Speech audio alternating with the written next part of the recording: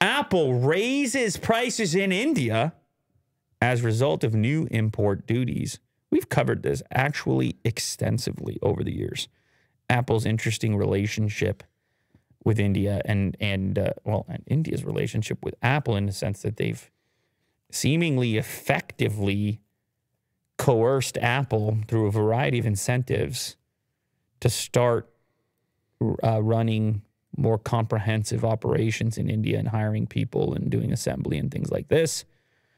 But of course, there are some Apple products that exist that still have no portion of their assembly taking place in India. And those are the ones that are going to be more prone to these import and duty charges. The new import duties mean that headphones and earphones will have a 15% to 20% duty upon import to India. But Apple's AirPods are seemingly being subject to a less severe duty. Couple negotiations. Of around 5% and 10% only, the third generation AirPods now cost $272 compared to before when they were $245. AirPods Pro are now priced at $349 compared to $330, and AirPods Max are now $890. Whoa. Good Lord. And this is a thing that Why is it so much? This is a thing for that, the Max that doesn't often get talked about is we usually map our local pricing to the rest of the world. We just assume that it's roughly similar. And of course, there's many factors here that are at play where you have places in the world where not only is there maybe less disposable income in US dollars to begin with, but then also it actually costs more in USD there, making the ability to acquire such things just astronomically different. And they don't make any AirPods there. No, so they're all getting the duties on there. But like, imagine owning AirPods Max in India at 890 USD, 66,100 rupees. Yeah. I mean, that's just crazy. Like, I don't even want to, I'm not doing that. Yeah. That's way too much. Or just headphones in general. I'll be honest, they're not even my favorite. Like, they're heavy and they're nice. They do some things that are really cool, but no, definitely don't spend $890 on those. No other products, including iPhones, iPads, and Macs, have had their prices go up. I guess they're not included on this thing. And as we mentioned in the past, assembly moved there. So they were able to avoid some of those restrictions and some of those tariffs and things by making these operational changes and actually setting up production facilities in India. After the USB-C iPhone, we now have a Lightning port on an Android device. Who would ever want such a thing other than some sort of hacker tinkerer type? Oh, quick tinkerer update. So you remember the other day we talked about this video where I think it's called Useless Inventions or Useless Creations or something. It's a YouTube channel. And the guy made a video trying to improve the usability of the Magic Mouse with a 3D printed component. So we were just breezing around the internet as we normally would. You know me and you with the top down, tops off. Yes. Sometimes you're just breezing through the internet and you need to issue a slight correction when you post 3,000 clips a day. Well, this is one of those situations. So I just want to do an update. Had we listened to the entirety and the conclusion of the video, we would learn that even though he was functionally able to create a scenario where the cable could be plugged in and you could still use it, the mouse itself refuses to be used when it's plugged in. Oh. So the clip, so it's a software thing. Yeah. So the clip, the way that it's merged together here makes it look like he's mousing on screen with the cable in, but if you look over to the right, the cable's not in during the actual mousing portion. So you're not charging. No, it's no dupe. It's no dupe. He said it in the video. It's actually, we duped ourselves.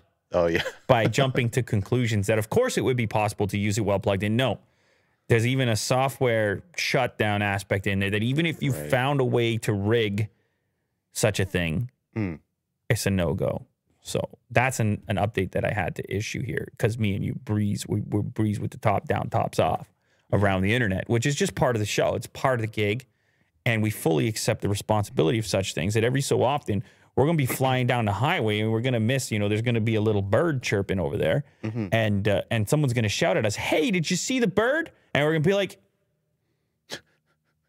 what bird? And then we're going to turn around. We're going to head back.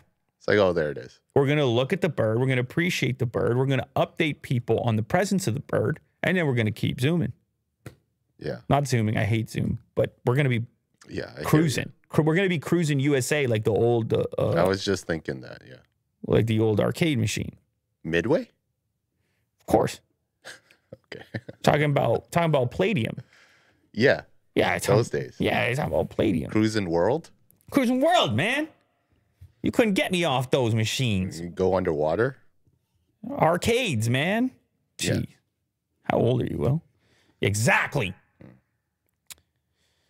So this is just for fun. It's a Samsung phone with a lightning port. And of course it was a YouTube project because YouTube is the only place where you can like monetize crazy ideas, right? Because you can just get people to watch it. They're like, huh, interesting. And then that's good enough. And that's what I love about YouTube.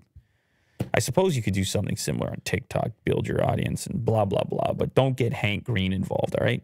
Because he'll break it down for you and he'll tell you it's no good. Yeah. He'll tell you it's sort of good.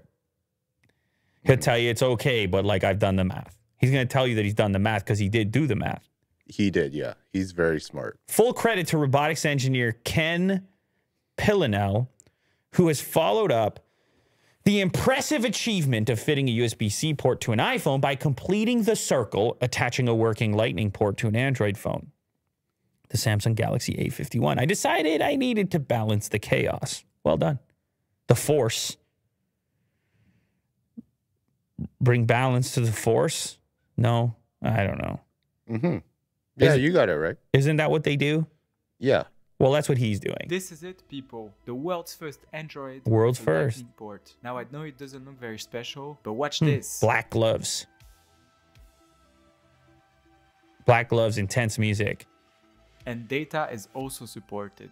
Ooh, data After supported. building the That's first cool. USB-C iPhone, I decided to balance things out. It was quite a technical challenge. If you want to know how I did it, please make sure you're subscribed because I'm currently editing the full-length video. Peace! Did he say peace? He did, yeah. That was a piece? It's Oh, a lot wow. of cool techno music. Peace. Yeah. So this is obviously a challenging thing to do. You are, you're opening, you're soldering, and so forth. And it's not something that anybody would ever want to do. It's not something I would ever recommend that anybody do, but it's interesting to see nonetheless. I think the days of the Lightning port are numbered. So now you have a nice little bizarre keepsake.